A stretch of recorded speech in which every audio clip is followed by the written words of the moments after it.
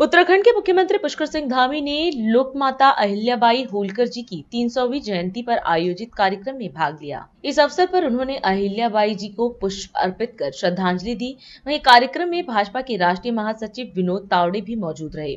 मुख्यमंत्री ने अपने संबोधन में कहा कि अहिल्याबाई होलकर का जीवन सामाजिक न्याय, करुणा, धर्मनिष्ठा और नारी सशक्तिकरण की प्रेरणा है। लोकमाता अहिल्याबाई होलकर की 30 शताब्दी जयंती कार्यक्रम के अवसर पर मुख्य सेवक सदन में बहुत सारे लोग इसमें अनेक बार कार्यक्रमों में आए हैं। उनका तो विशेष रूप से, और जो पहली बार आए हैं मैं उनका हृदय से सबका स्वागत करता हूं, आपका अभिनंदन करता हूं। साथियों, भारत की गौरवशाली इतिहास, वीरता, त्याग और बलिदान की अद्भुत गाथाओं से हमारा इतिहास भरा पड़ा है।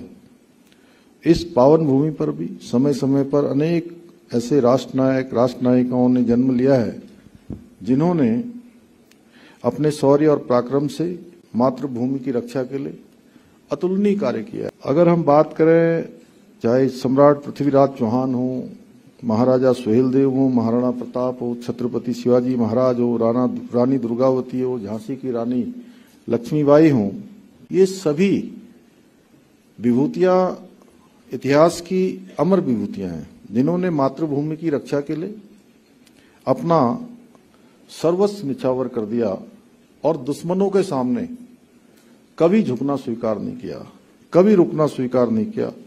और इन्हीं विभूतियों में से एक है लोकमाता महारानी अहिल्याबाई होलकर जी का भी नाम आता है, जिन्होंने करुणा से, सेवा और धर्मनिष्ठा से भारतीय इतिहास में अपना अद्वितीय स्थान बनाया है।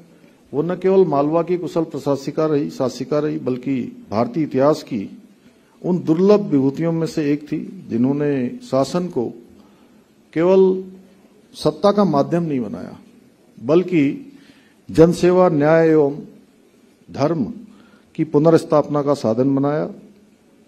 और उनका संपूर्ण जीवन सनातन जीवन मूल्यों और भारतीय संस्कृति की पुनर्निष्ठा के लिए समर्पित रहा।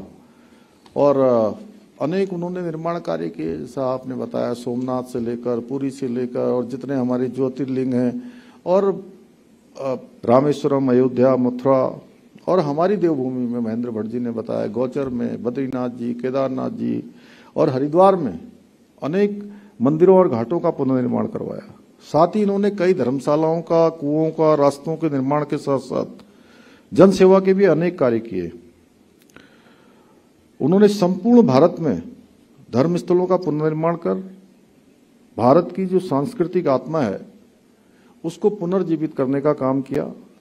गंगा से लेकर गोदावरी, हिमालय से लेकर दक्षिण के समुद्र तक संपूर्ण भारत की सनातन संस्कृति को एक सूत्र में पिरोने का काम किया। यही नहीं, रानी अहिल्याबाई जी ने उस कालखंड में नारी सशक्तिकरण की भी एक अनुपम मिसाल प्रस्तुत की, जिसकी कल्पना कर पाना उस समय में, अब तो काफी नए नए शोध, अनुसंधान, नए नियम, कानून सब आधुनिक तरीके से बनाए जा रहे हैं, लेकिन उस समय उसकी कल्पना करना सच में बहुत कठिन था।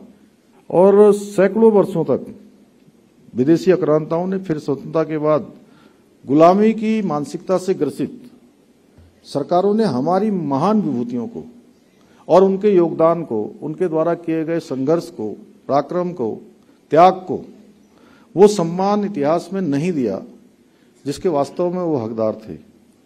हमारी युवा पीढ़ी को उनको गौरवशाली इतिहास से वंचित रखने का भी सुनियोजित षड्यंत्र किया गया, परंतु आज हमारे प्रधानमंत्री श्री नरेंद्र मोदी जी के नेतृत्व में भारत अपनी सांस्कृतिक चेतना के पुनर्जागरण के अमृत काल में प्रवेश कर चुका है।